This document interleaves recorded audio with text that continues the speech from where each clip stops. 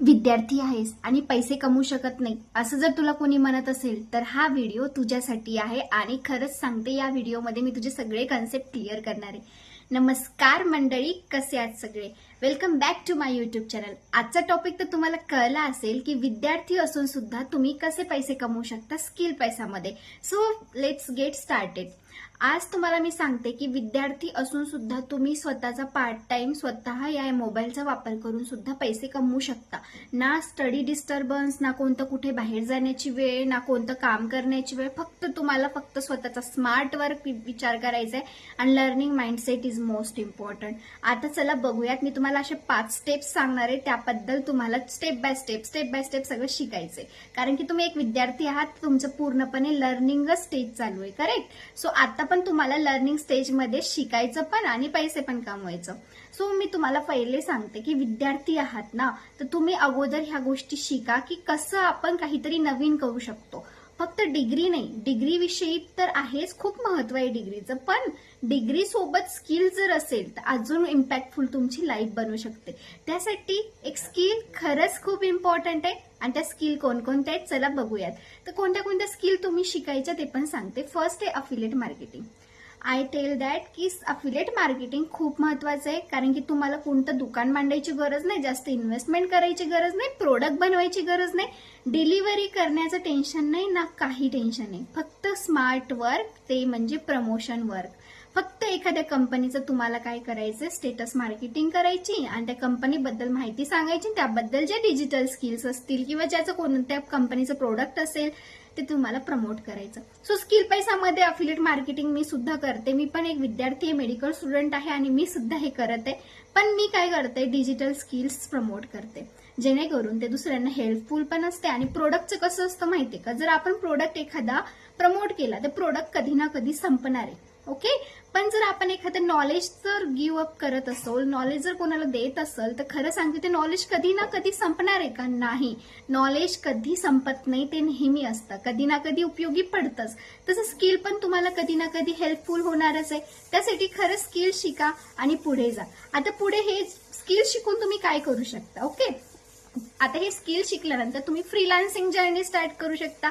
जसे की तुम्ही व्हिडिओ एडिटिंग शिकलात, स्वतः टायपिंग शिकत असाल किंवा वेब डेव्हलपमेंट शिकत असाल किंवा जे पण कोणते कोणते स्किल्स असतात, जसं की कंटेंट रायटिंग झालं, ब्लॉगिंग झालं, व्लॉगिंग झालं, तर ब्लॉगिंग आणि व्लॉगिंग मध्ये पण भरपूर फरक आहे। ज्यांना माहिती आहे त्यांना माहितच असेल, पण मी त्यावर पण डिस्कस करणारच आहे।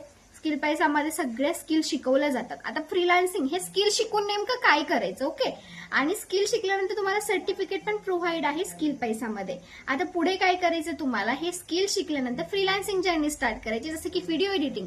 जर तुम्ही चांगलं व्हिडिओ एडिटिंग करत असाल, त्या स्किलवर तुम्ही फोकस्ड आउट असाल, तर तुमचे व्हिडिओ जर बेस्ट असतील तर तुमच्याला सगळेजण प्रमोट करतील की आमचा हा व्हिडिओ बनवून द्या, तुम्हाला अप्रोच करतील, तुम्हाला ती संधी भेटेल, अपॉर्च्युनिटी भेटेल की अगर बाबा आपलं एक पार्सल म्हणजे एक पण ऑर्डर आलंय आपल्याकडे, ते पार्सलचं झालं ते दुसरी गोष्ट झाली, पण आता तुम्ही डिजिटल स्किल्स फक्त मोबाईलचे वापर करायचे आणि पैसे कमवायचे, ना कुठं बाहेर जाण्याची गरज आहे। पैशाचं म्हणजे टेन्शनच नसतं, खूप कमी इन्व्हेस्टमेंटमध्ये तुम्ही स्टार्ट करू शकता आणि स्किल पैशामध्ये खरंच खूप कमी किमतीपासून तुमची जर्नी स्टार्ट होऊ शकते। आणि जर तुम्हाला माहिती पाहिजे असेल तर मी माझा नंबर डिस्क्रिप्शन बॉक्समध्ये दिलेला आहे, तुम्ही मला विचारू शकता।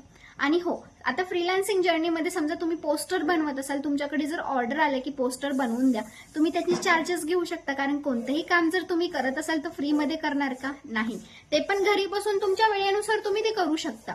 कंटेंट रायटिंग मध्ये पण समजा एखादा कंटेंट लिहून द्यायचं असेल तर तुम्ही ते करू शकता। ब्लॉगिंग मध्ये एखादं रायटिंग करायची असेल कोणत्या विषयावर, हेल्थ इश्यू, म्हणजे जे पण तुम्ही क्षेत्रात आहात त्यानुसार तुम्ही करू शकता।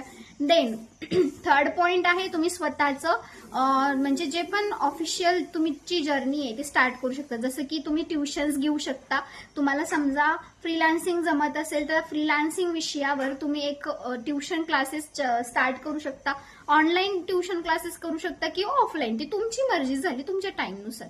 ऑनलाईन केलं तर बेस्ट आहे, मी स्वतः करते।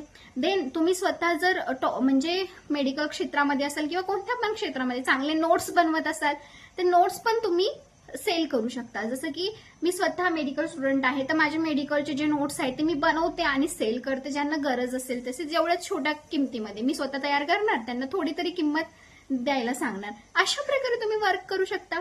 कुठे बाहेर जायची गरज नाही. फक्त एक स्किल मोस्ट इम्पॉर्टंट असते आणि त्या स्किल शिकायच्या असतील तर नक्की मला सबस्क्राईब करा. अशा नवनवीन टॉपिक्सवर मी व्हिडिओज आणेल आणि जर व्हिडिओ आवडला असेल तर नक्की लाईक करा. बाकी धन्यवाद.